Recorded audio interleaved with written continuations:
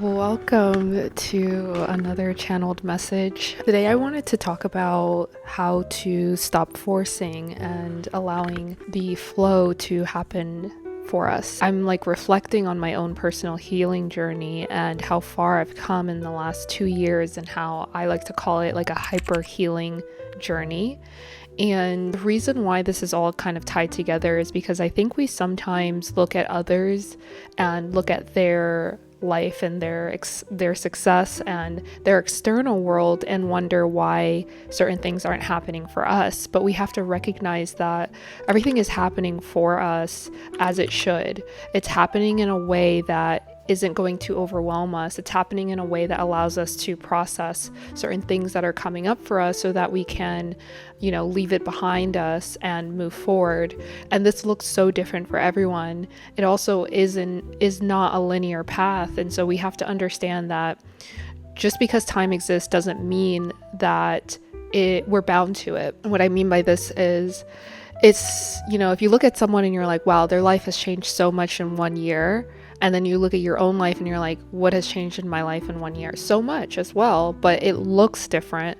And also we shouldn't attach a timing to this healing process and this healing journey. When you stop comparing and when you start looking back on your own progress and your own success, you can then recognize that a lot of these things are flowing to you naturally.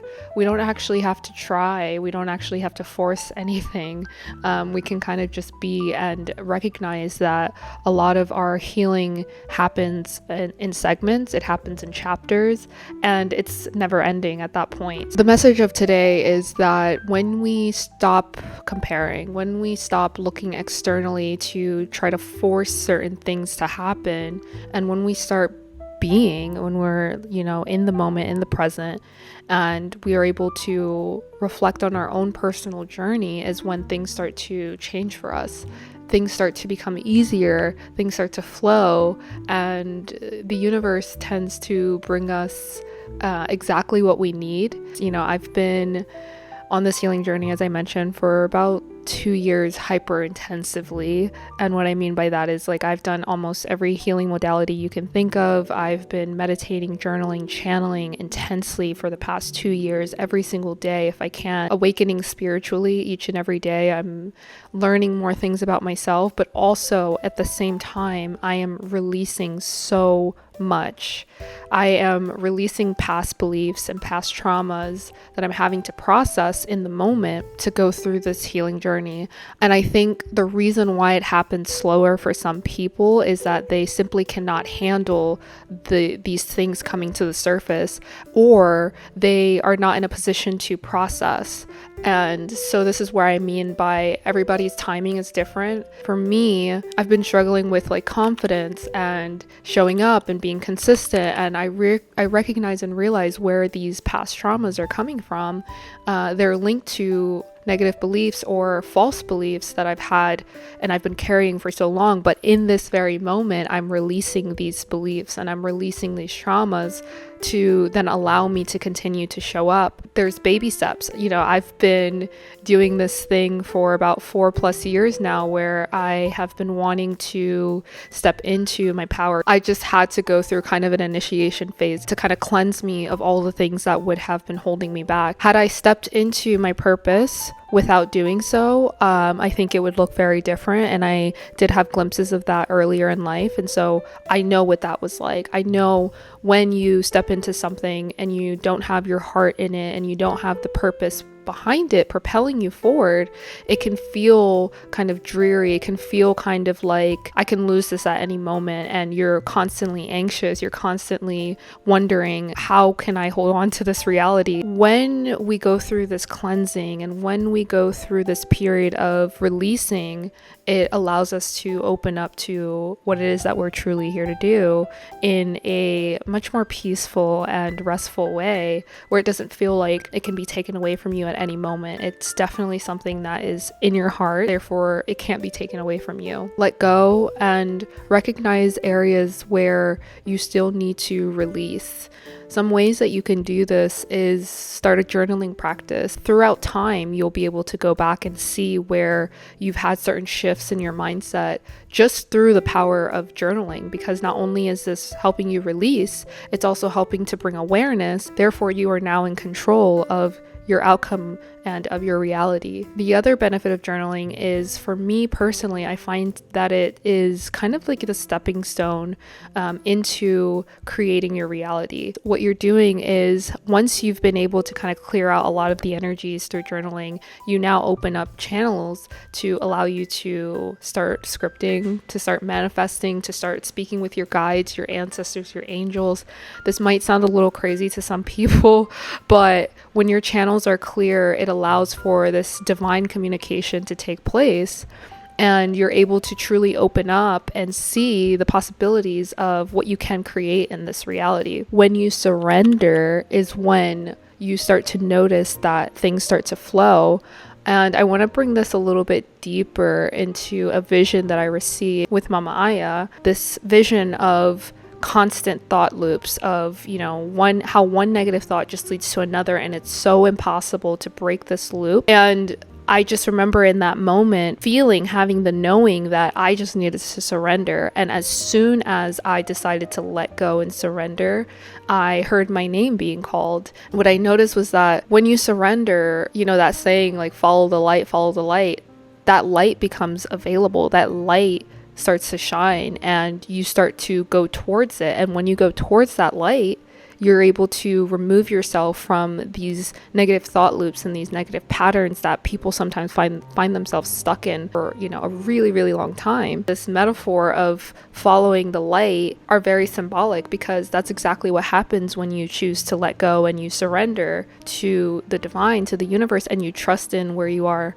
in your process. This essentially looks like, doing things that bring you happiness throughout the day, whether it's cooking, a new hobby, whether it's your work, your children, whatever the case is. It looks like finding those moments of light throughout your day, and then you'll see as more and more of those moments begin to add up, then your life simply just becomes full of light. Some additional tips on how you can begin to surrender. When you feel anxious or any sort of anxiety in any moment, I recommend that you practice taking 3 deep yogic breaths. Just wherever you are. This is a very simple practice. It'll help align you to the present, simply because anxiety is typically us thinking about things in the future or rethinking things from the past. And so these 3 deep breaths are going to bring you back into the present moment and help you realign, and then it'll allow you to start thinking in the present. Over time, you will see that you won't have to even do this, because you will have trained yourself to be in the present moment. Taking walks throughout your day, it allows you to ground, and it allows you to kind of receive divine guidance on where you are in life currently, because I think another part of this is that we tend to think we're not on the right path, but chances are, if you're watching this video, you are.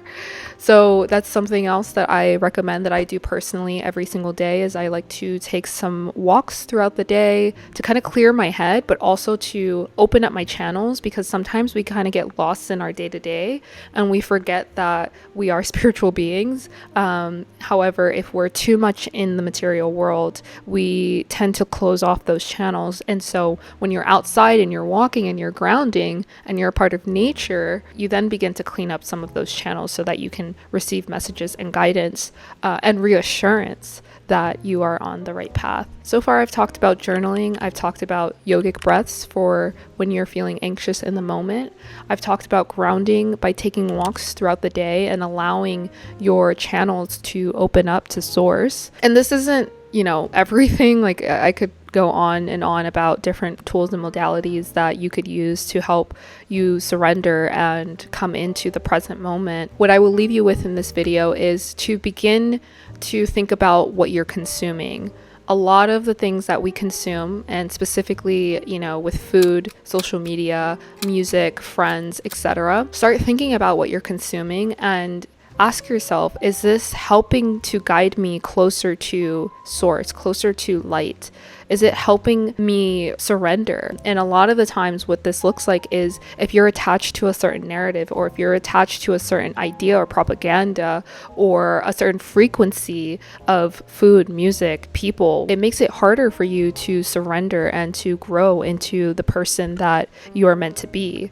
So think about that. If you've identified areas where you need to remove from your life to help raise your frequency, to help you surrender, then a detoxing period might be something that would be beneficial for you.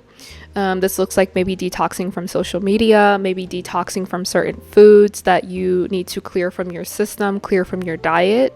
Maybe it's detoxing from certain people. I personally have gone through this several times. If you find that someone is not contributing to raising your frequencies or contributing to you achieving your highest timeline, then maybe it's time to let them go, and that's okay. So the fourth and final thing is to take inventory of your consumptions, identify areas that are not serving you, and begin the detoxification process to help you begin this surrender and release to the universe and the divine.